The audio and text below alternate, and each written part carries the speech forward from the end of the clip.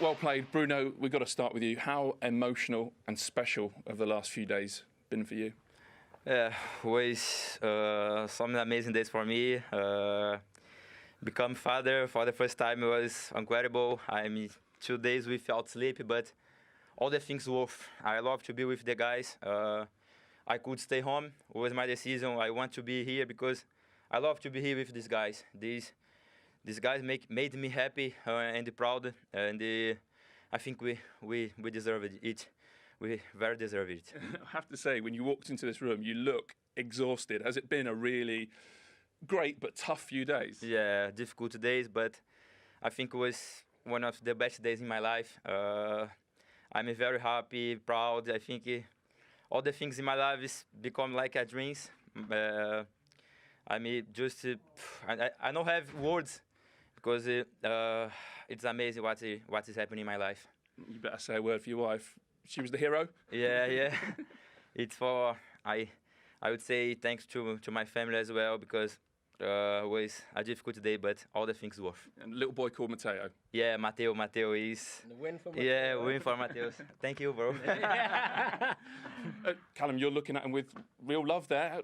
Yeah, Pleased for you, mate? Yeah, unbelievable character, player, and obviously so happy for him. Now he's become a father. You know, it's a special thing, and he'll treasure it, I'm sure. He's an emotional guy. It's been an emotional few days, but we've topped it off with a nice win for him and his family. So there were some celebrations in the corner. Did that feel like the biggest win of the lot, certainly this season? Yeah, I think so. I think it's, credit to the team and how we've been playing this season, to the manager, how he set us up, and the direction that we're going. Last season was a tough season. We hadn't even won by this point, and we're keeping our feet on the ground, but it's slowly but surely falling into place, and we're picking up more and more results. So you got the first goal. Yeah. Should it have been a goal? What are you making a noise there? Was unbelievable. He's a big player.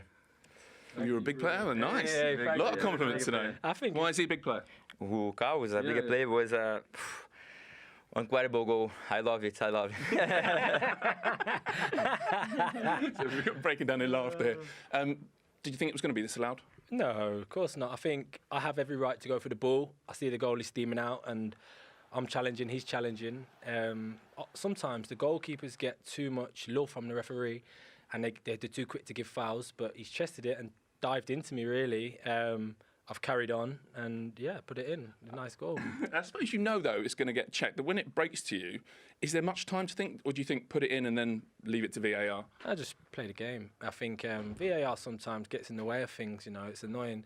You celebrate, gets checked, you almost got that uncertainty, and then, all of a sudden you're re-celebrating again. Usually it used to be you look at the linesman, the flag's down, referees give the goal and you're away celebrating. So it takes a little bit of that element away from it, but nevertheless, obviously it was about the team. We hope to get 3 points and we move up the table. Of course, it is about the team and it is about Newcastle, but also one eye on England and that World Cup. It feels like behind Harry Kane, there's a race between a few of you. Of course, I think for me, I'm just focusing on my performances. I think game in, game out, little by little, trying to, add goals, but also all-round performance. I think I'm trying to improve, and hopefully it catches the eye of the England manager. That's my dream to play at the World Cup. I remember years ago, I was in Qatar doing rehab from an ACL injury, and they were building stadiums out there then, and I did say I'll come back, and I've got one eye on that. Up to fourth now. What can Newcastle do this season? Keep our feet on the ground. Obviously everyone's quick to jump to conclusions. We're winning game at a time, but we're on a good run at the moment, so long may it continue. But end of the season, we'll evaluate where we are in the league. Well played, both of you. Congratulations to you. Well done. Thank you. Thank you. Well done, guys. Campaign. And when you build that kind of momentum, it's very difficult to dampen these dreams of Newcastle fans at the moment. Yeah, and they've got the fans behind them. As we've seen the group after the game finished out there all together, and they brought the fans in with that. There's certain clubs that, when you get that going, and certainly Newcastle's one of them, they that 13th man sort of feeling, the 12th man feeling of the fans behind you. They've always been really good, passionate supporters, but now they can actually see something developing in front of them. And I think for that, they will take a couple of defeats here and there because they can see the effort. It's not hopeless. They can actually see the process that the team's going through, and they're with them all the way. You know about the level of expectancy up there as well. And there'll be people screaming that say, yeah, well, they've had the biggest net spend, they've had all them. But it's how you spend it, the players you bring in, and in Eddie Howe's case, how you integrate them into a team and a squad. 100%, because I don't think Eddie Howe and his team have listened to the noise, because there was a lot of noise when they got taken over. Who they're going to sign, superstars of world football. But they've signed not only good players, they've signed players with the right mentality, and I think that always helps when you integrate them into a squad. Now, yeah, he spent a lot of money, but when you look at the improvements that squad's make, the line of Kieran Trippier, people questioned his motives. He's now their captain, leader. Dan Burnett, left back from Brighton, Sven Botman, Bruno Guimaraes, who's kind of the icing on the cake.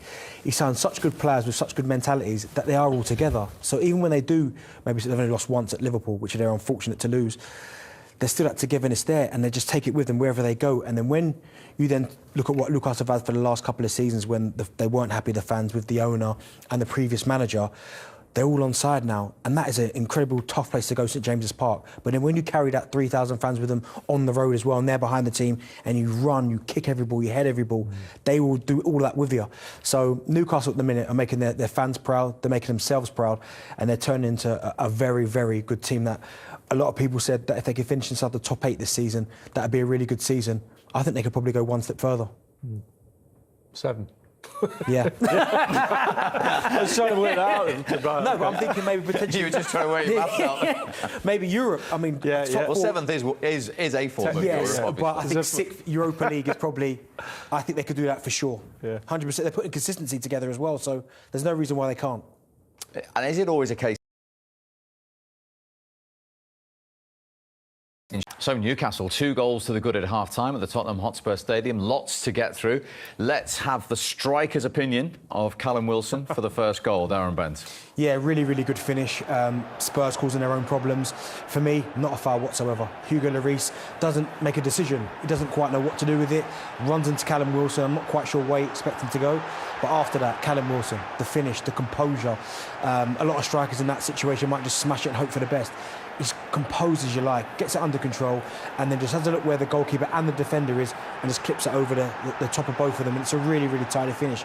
And as I said, he is so important to what Newcastle do, Callum Wilson. If he could stay fit, he'd get between 15 and 20 goals every single season. But for me, no foul whatsoever. He's been strong. I mean, there's even an after reaction there from Hugo Lloris. Throws himself to the ground, hoping to get the decision. But as I said, after that, all Callum Wilson, composed, clinical, really good finish. Have Tottenham got any case there for their goalkeeper? How can you ask an ex-Arsenal player? Because you've got to be neutral on this case. I haven't got to be anything.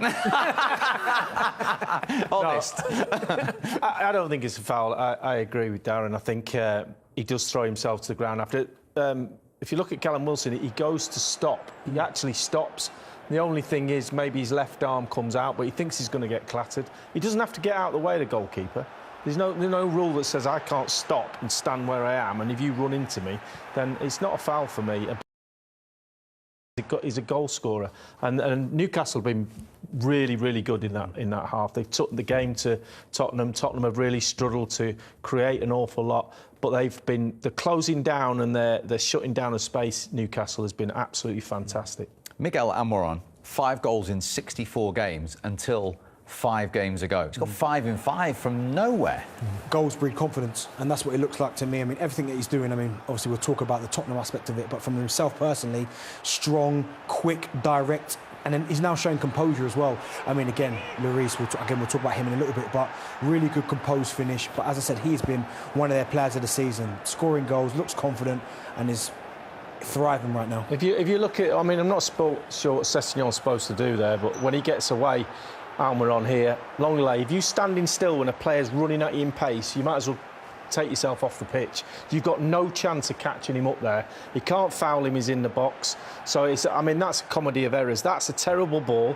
Sessegnon can't do anything. He should probably foul Almiron. Once he gets here, long lay, if you're standing still, it's just not going to happen. And, you know, you mentioned about the goalkeeper as well. Should he stand up a little bit more? Yeah, for me, he goes to the ground too easy to beat. If he stands up and makes Almiron make a decision, then it's a bit more of a difficult finish. But when you lie down, it almost offers up here. You want to put it in that corner, roll it underneath me, and he does that. And I think when you look at the goals themselves, back into it. At 0-0, they had 2 goal knocks. Is there an argument that Spurs should have been in front by then? Yeah, I mean, Heung-min Son for this first one scores this last season, no doubt whatsoever. But he just takes too long. If he hits it earlier, he's got more of a goal to hit. But by the time he does go to finish it, there's no space. Nick Pope's 6'7". There's just nowhere to go past him there. He's left it way too long, and the opportunity's gone. For someone of his quality, Son, he should be scoring it. And this one from Harry Kane as well. He carries it a long way, a lot to do. 1v1 with the defender, does really well, moves it a couple of times just to create that half a yard of space. But again, Nick Pope, 6'7", sticking his long leg out. It's a really good save in the end, but I'm sure if he'd have got beaten from there, he would have been disappointed with that. OK, so Spurs have it all to do after 10 wins out of 10 at home. They are 2-0 down to Newcastle.